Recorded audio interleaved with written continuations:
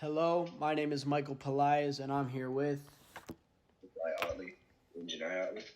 and we're here to talk about more things that we learned in our sixth period American history class.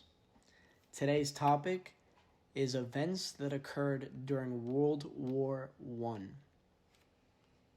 Alright, before we start, can someone please tell me how the war even started? Because I have no idea.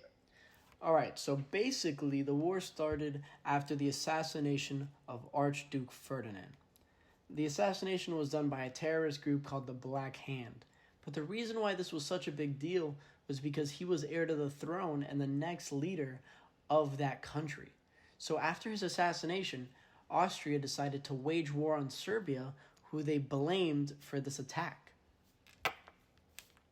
Immediately after the war escalated to a worldwide scale, Germany, Bulgaria, and the Ottoman Empire backed Austria, while Great Britain, France, Russia, Italy, Romania, Canada, Japan, and even the United States had backed up Serbia. I've heard of that before. The people that backed Austria were called the Central Powers, and the people that backed Serbia were called the Allied Powers, right? I understand that, but the question for me is, why did the United States get involved in a war that happened overseas? Okay, so basically, the United States got involved because Germany kept using submarines to attack merchant ships that were important to the United States and killed American civilians. So this definitely angered us, but didn't really get us to send troops yet. We weren't there yet. What really triggered it was when the German Prime Minister tried getting Mexico to join the Central Powers. He sent a telegram to them, basically telling them that after the war, they can take the United States land because our president was weak and basically a pussy. I mean, who wouldn't be mad? He made fun of our president and even thought most citizens agreed he was weak.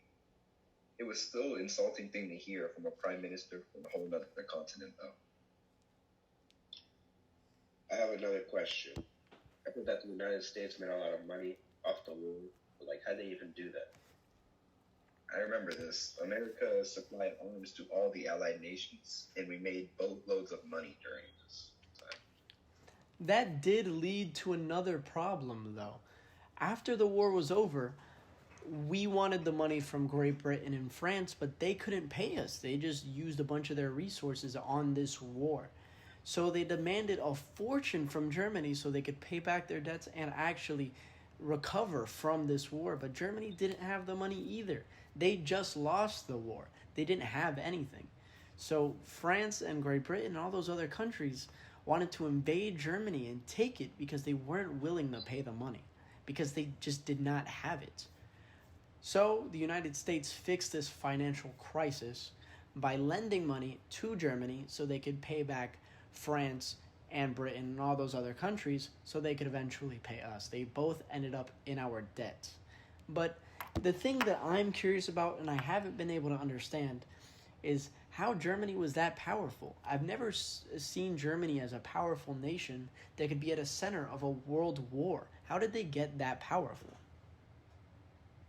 Now, they aren't as powerful after suffering defeat in both world wars, but back then, they were a major power in the area that they controlled.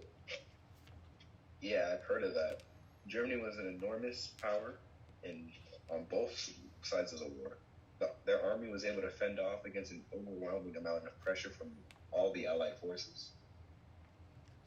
Okay, so I know that, and I know that they were extremely impressive. They were able to take a major part or play a major part in the Western Front trying to take France, and we tried to help. We sent troops. France had troops. Great Britain sent troops, but they were still able to hold us there, and we barely held them at the border. But if they were this powerful, how did we even defeat these guys?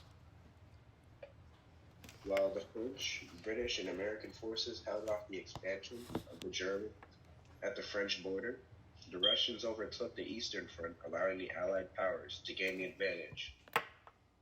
After the Allied powers gained the advantage, the Central Powers surrendered and the Germans agreed to the Treaty of Versailles.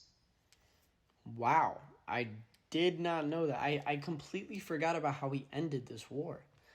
Um, that's great. Well, we're basically finished with our conversation, so thank you for listening. I hope you learned something from our talks, and enjoy the rest of your day. Thank you.